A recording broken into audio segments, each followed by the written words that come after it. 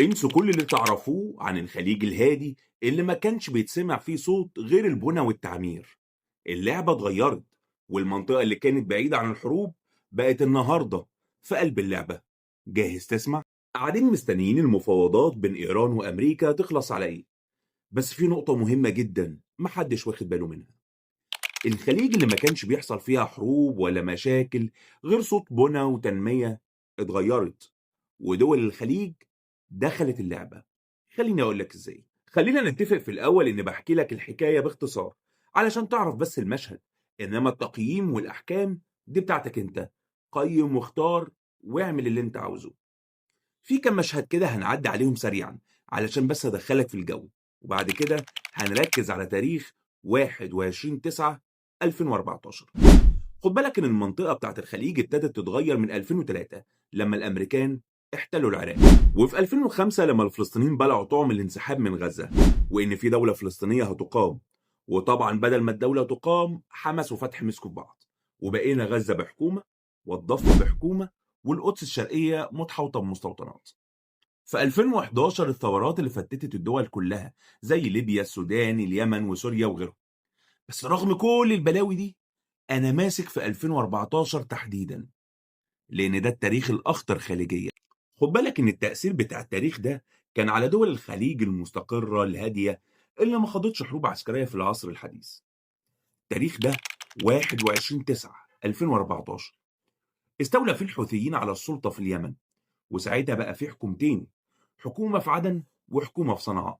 والأول مرة تلاقي دول الخليج إيران وميليشياتها في وسطهم. من زمان وإيران هي خطر فعلي على الخليج، من احتلالها للجزر الإماراتية الثلاثة، طنب الكبرى وطنب الصغرى وموسى، وأحداث 1986 ومحاولة الحرس الثوري الإيراني إنه يدخل متفجرات للسعودية، وأحداث مكة في 1987.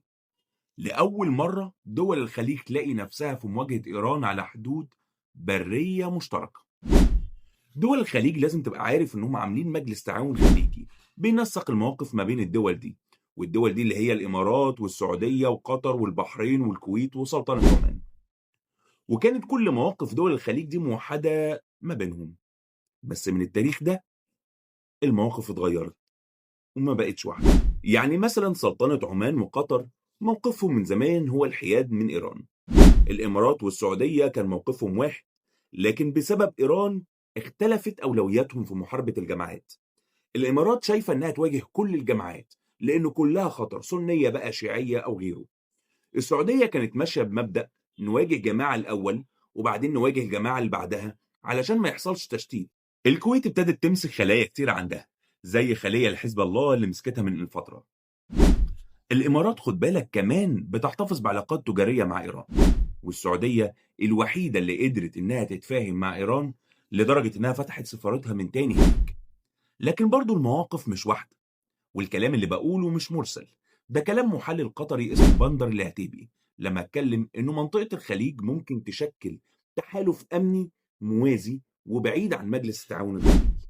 وده خد بالك جديد، لأن أصلا مجلس التعاون الخليجي فيه اتفاقية دفاع مشترك.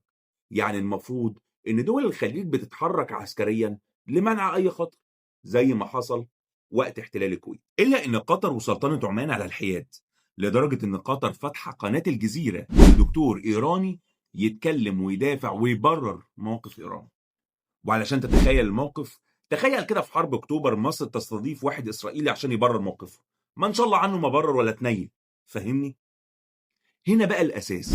لأول مرة نشوف مواقف متباينة لدول الخليج. كلهم متضررين وكلهم ضد العدوان، لكن مش كلهم واخدين نفس الموقف. وده يعتبر تشكيل لمنطقة الخليج وتوجهاتها وإعادة ترتيب مصالحها. لو بصيت على المنطقة العربية بقى تاريخيا، هتلاقي الأول كان في خطر واحد بس في المنطقة، اللي هو إسرائيل واحتلالها لفلسطين، وبعدين احتلال الجولان والجنوب اللبناني وسيناء، وبعدين تحرير سيناء، وبعد كده خطر الجماعات المسلحة في ليبيا بقى والسودان والصومال واليمن والعراق، وبعد كده تهديد ميليشيات إيران. وكل فترة الخطر بيزيد ويأثر على الوضع الاقتصادي لدول المنطقة، سواء بقى القفل مضيق هرمز حاليا أو التهديد بقفله في باب المندب والتأثير على قناة السويس. ده غير العلاقات الخارجية اللي اتوترت لدعم روسيا والصين لإيران. كل ده بيعيد تشكيل المنطقة ويرتب أولوياتها، وده بيأثر على علاقات الدول العربية بعضها ببعض علشان المصالح اختلفت. وده بيترجم المخطط لتفتيت المنطقة اعتمادا على النزعة الدينية اللي صوتي راح وأنا بقولها. مخطط عبيد بن يانون، مخطط برنارد لويس، لو قريتهم هتلاقي إنهم ماشيين بالكربون. والحل هو الوعي، إنك تبقى عارف عدوك بيفكر إزاي وبيجهز لإيه وما تحققلوش الغرض بتاعه. وسؤال هنا بقى هو ليك انت، شايف اننا كشعوب فاهمين المخطط ده وبنواجهه، ولا قاعدين نشتم في بعض زي ما بيحصل على السوشيال ميديا؟ مش قلت لك تتابعني علشان اقول لك اللي بيحصل حواليك ببساطة؟